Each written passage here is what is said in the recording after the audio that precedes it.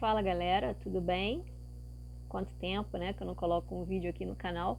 Vamos falar aqui sobre uma matéria importante que é o surgimento das ciências sociais, o momento histórico, o que estava acontecendo no mundo para que surgisse uma ciência que tenta compreender o funcionamento da vida em sociedade, tá?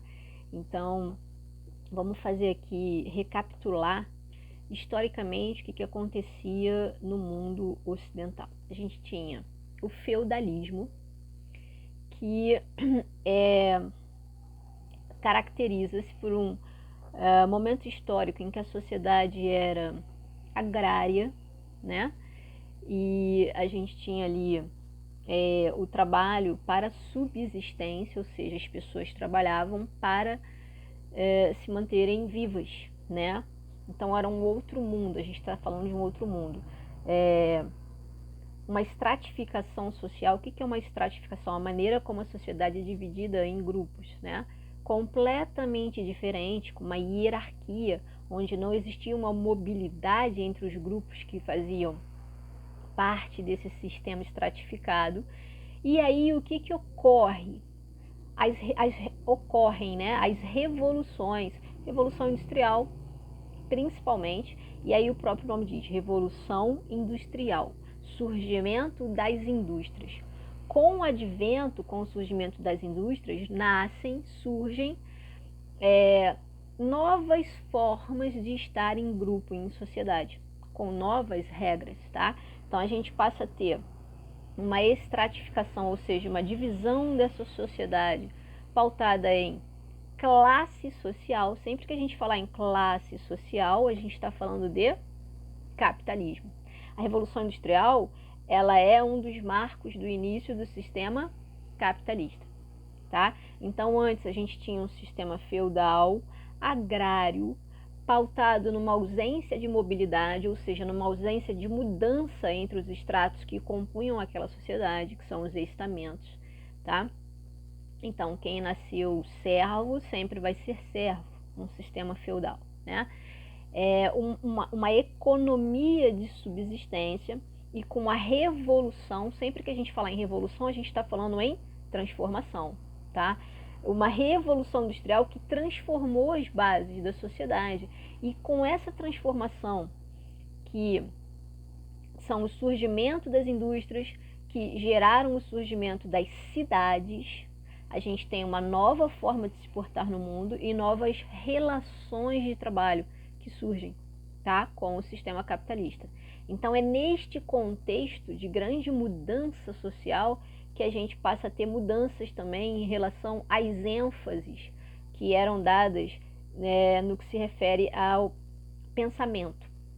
E aí, com essas mudanças e essa grande transformação da base do tecido social, surgem pensadores que vão tentar compreender essa nova sociedade que está nascendo. E aí, ao tentar compreender essa nova sociedade, essas transformações trazidas das revoluções, esse novo sistema econômico, né?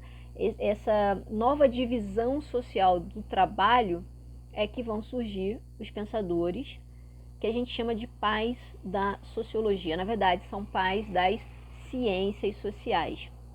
Eu vou fazer aqui um parênteses para explicar que sociologia é uma especificidade, é uma parte do estudo das ciências sociais. O correto mesmo é chamar de ciências sociais. Por quê? Porque essa nomenclatura, esse nome, já mostra que é tentar observar e compreender a sociedade com um olhar científico. E o que é um olhar científico? É tentar provar o que se estuda, tá? Então não é um olhar no campo das paixões, é um olhar no campo da razão. Você tem que tentar. A ciência, ela parte sempre de uma dúvida, né? Ela parte de perguntas, e que ela tenta encontrar respostas que têm que ser embasadas num raciocínio, tá?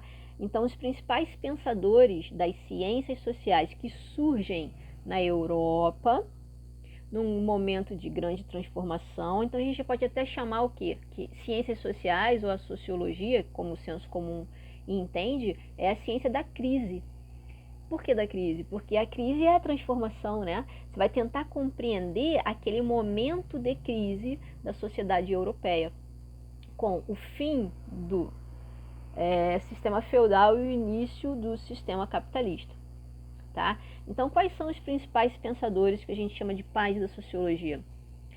Emile Durkheim, Max Weber, Karl Marx.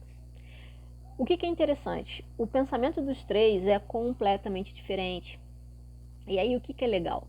Não existe, assim, um pensamento correto. Existe uma coerência de raciocínio do pensamento, tá?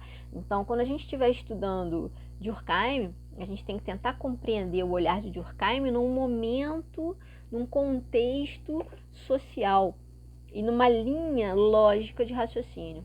Quando a gente estiver tentando compreender raciocínio de Weber, mesma coisa. Raciocínio de Marx é a mesma coisa. O ideal para a gente estudar e compreender as teorias é não julgá-las. Se a gente já parte com um pré-julgamento antes de estudar, a tendência é que a gente não absorva o conteúdo, tá? E aí, óbvio que depois que você estuda, você cria o seu juízo de valor, isso é natural, isso faz parte da vida.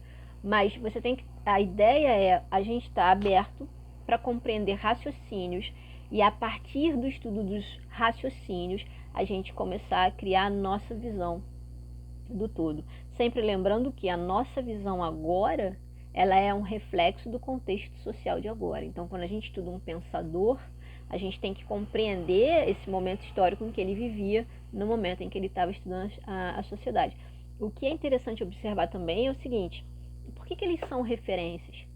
Porque no momento em que a questão está ocorrendo, eles conseguem ver além, tá?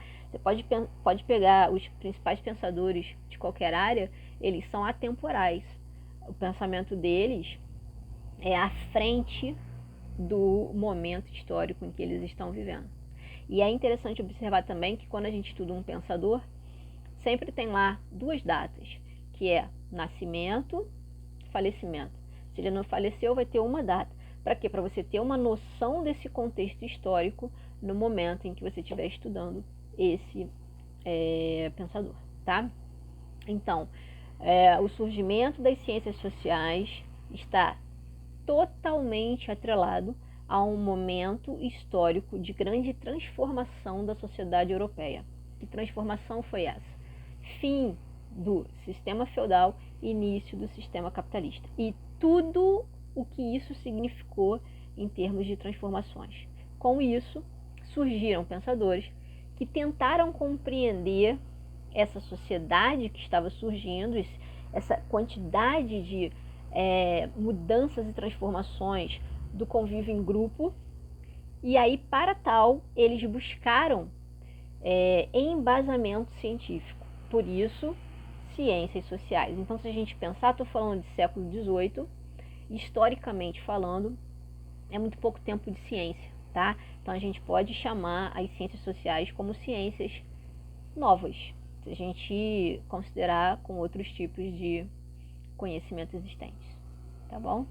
Então, mais para frente eu vou continuar nesse assunto, mas é importante ter essa noção do porquê que surgiu essa ciência e o contexto histórico em que esses principais pensadores vão começar a compreender ou tentar compreender o funcionamento do ser humano em grupo, tá bom?